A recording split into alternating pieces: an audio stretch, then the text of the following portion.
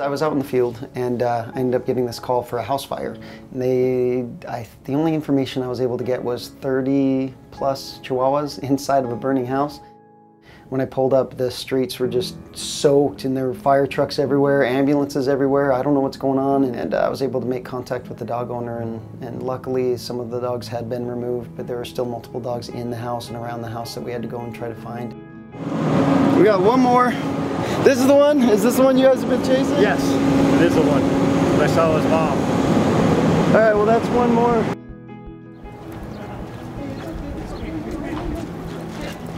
That's okay, just don't worry.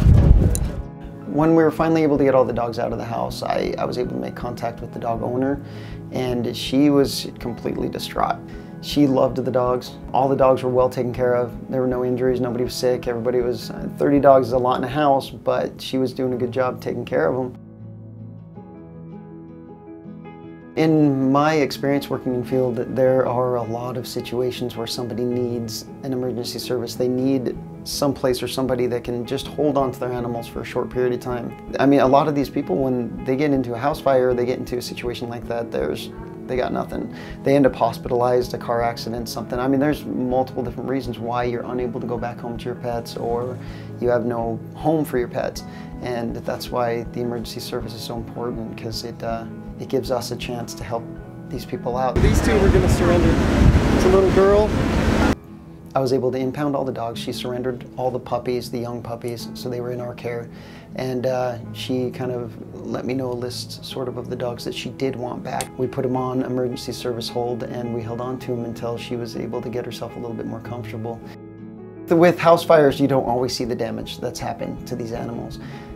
Smoke inhalation, burns that you don't see because it didn't burn the fur, but it burned beneath the skin. So I got all of the dogs back here to the Arizona Humane Society's trauma hospital, and our second chance staff was able to go over all the animals, and they took a look.